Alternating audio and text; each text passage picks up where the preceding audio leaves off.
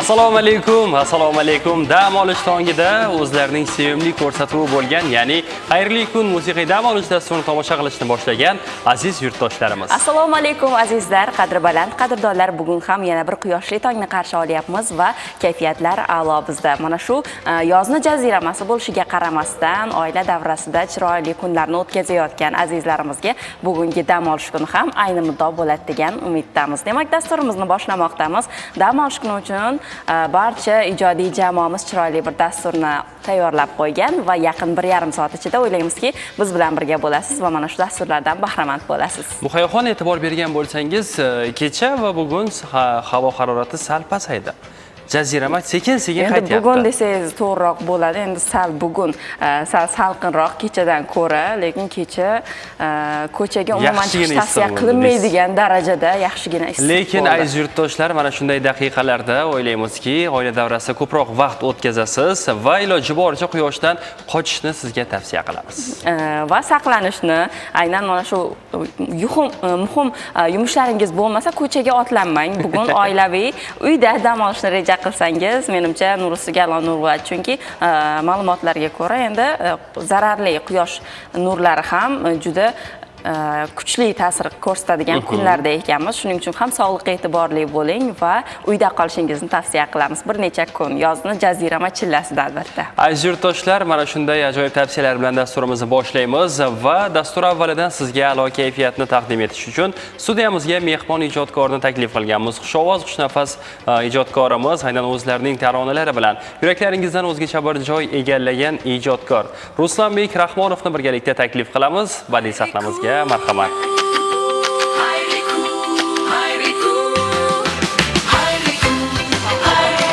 Assalomu alaykum, xush kelibsiz. Kayfiyatlar qanday? Har doimgidek. Erta tongdan mana shu studiyada ko'rganimizdan xursandmiz sizni va bugun chiroyli qo'shiqlar guldastalari bilan dasturimizga bezak berish maqsadida tashrif buyurgan san'atkorimiz erta tongdan qaysi qo'shiqni bizga taqdim qilar ekanlar degan savol yurtdoshlarimizda ham tug'ilgan bo'lishi mumkin. Qanday qo'shiq bilan boshlaymiz?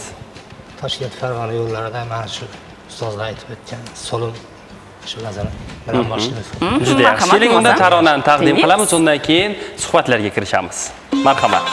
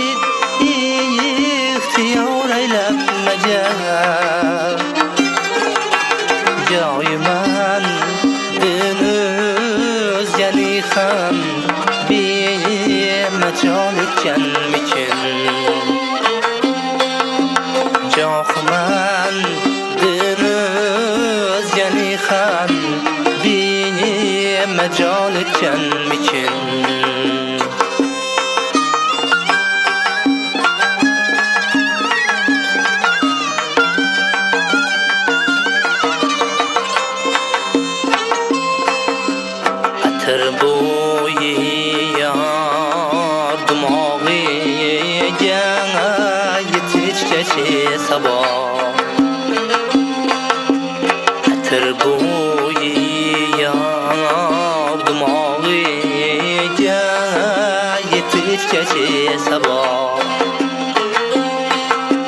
Tay shamolcha chilinmiş Kin kozgatganmikan Tay shamolcha chilinmiş Kin kozgatganmikan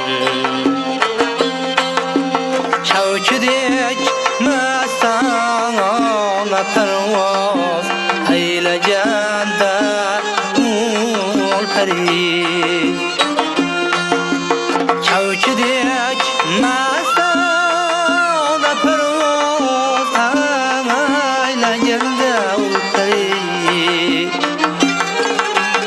Oğuçlar dami cefizni yolda uçlatkenmikin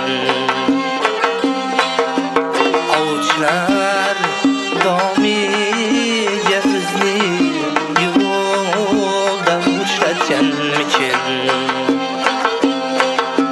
Tay şamalıca kilinmiş kin kozgatken mikin Judayam ajoyib ijro va ana endi joylashib olishingiz mumkin bo'ladi. Marhamat. Mana shunday sokin taronalar baribir insonga o'zgacha bir zavqni, qalblarga esa taskinlikni taqdim eta oladi. Xush kelibsiz yana bir bora. Ertatongdan ayni muddao bo'ldi mana shunday sokin taronalar, minnatdorlik bildiramiz va ijodiy yangiliklar haqida gaplashsak bo'ladi. Aynan bugun aziz yurtdoshlar dasturimizda turli mavzularda suhbatlar olib boriladi va dastavval an'ana tusiga aylanib qolgan mehmon san'atkorlarimizni chiroyli qo'shiqlardan keyin albatta ularni ijoddagi yangiliklarga qiziqamiz. Har bitta san'atkor bor ekan, bir kun bo'lsa ham ijoddan o'sha jarayonlardan chetlashsa, bu uni ijodiga ta'sir qiladi deyshadi. Xo'sh, bu qanchalik to'g'ri yoki noto'g'ri? Albatta to'g'ri. Ijodkor ijodsiz ijoddan to'xtamashi kerak albatta. Kunda bekorlashsa albatta ashula, kuy, tor chalib ashula aytib turish kerak. Bu yaxshi albatta. Ijodga kelsak, ijodimiz bo'lib turibdi. Xudo xolasa yangiliklarimiz ko'p. Mumtoz klassik ashulalar, zamonaviy shoh ashulalarimizni ishlab turibmiz hozirgi vaqtda. Poytaxtimiz Toshkentda mana ovoz yozib, aranjirovkalarni qilib izlanishdamiz, faqat izlanishdamiz. Bu juda ham yaxshi. Baribir aynan san'atkor ijoddan to'xtamaslik kerak deya to'g'ri fikrlarni aytib o'tdingiz. Bu nafaqat uning o'sha reytingi bo'ladi-ku, o'shanga ham ta'sir qiladi, qolaversa ovozga ham ta'sir qilishi mumkin, to'g'rimi? Baribir muxlislar beradi-da. Muxlislar oliy hakam va aynan sizning ijodingizda qandaydir bir tarona yoki yangilik bo'ladigan bo'lsa, u yurtdoshlarimiz e'tiboriga havola qilindimi? Endi u ularniki va bahoni o'zlari berishadi. Har bitta san'atkorning o'zining yo'nalishi bo'ladi-da va siz ham aynan mana shu uzoq yillik faoliyatingiz mobaynida o'zingizni qaysi yo'nalishdagi ijodkorman deya hisoblaysiz yoki hali bu yo'l aniq qo'yilmadimi? Ijod qilib turibmiz. Klassik ashulalar ham bo'lib turibdi. Aytdim-ku, hali yangi zamonaviy shoh ashulalarimiz ham bo'lib turibdi. O'zingizga qanday taronalar ma'qul keladi? Qaysi yo'nalish ma'qul keladi? Endi estradami yoki mumtoz yo'nalish? Muxlislarimizga qarab har biri. Uni ham joyi bor, buni ham joyi bor. Hammasini bir gapda. Eng asosiysi kuylashda gap. Kuylashda gap albatta. Yurak qo'shib, chiroyli ijroda gap to'g'ri va muxlislar ham baribir yangilik kutadi har bitta san'atkordan. Endi shunday holatlar ham bo'lib qoladiki, qaysidir bir san'atkor shoh ashula aytsa, uni muxlislar qabul qilisha olmaydi. Bu yoki buni teskarisi, kimdir o'sha nasihat yo'l qo'shiqlar aytsa, uni tinglovchilar qabul qila olmaydi. Nimagadir, balki u insonni xarakteriga deymizmi yoki bunday qo'shiqlarga murojaat qilmaganidan bo'ladimi? Buni siz qanday baholaysiz? Bu o'z ustida ishlamaslikdanmi yoki chindan ham shunday bo'ladimi o'zi? Bu oddiy holmi? Endi bu qanday qaysidir ma'noda biroz bahs munozarali mavzu bugungi kunda. Sizning fikringiz qanday bu borada? Endi shu muxlislarga qarab qilamiz-da biz ana aytganingizdek har joyda ishladigan narsasi bor o'zini. Birovga unaqa, birovga bunaqa. Qo'ldan kelganicha ikkalovini Hammaga birdek yoqib bo'lmaydi. Birdek yoqib bo'lmaydi.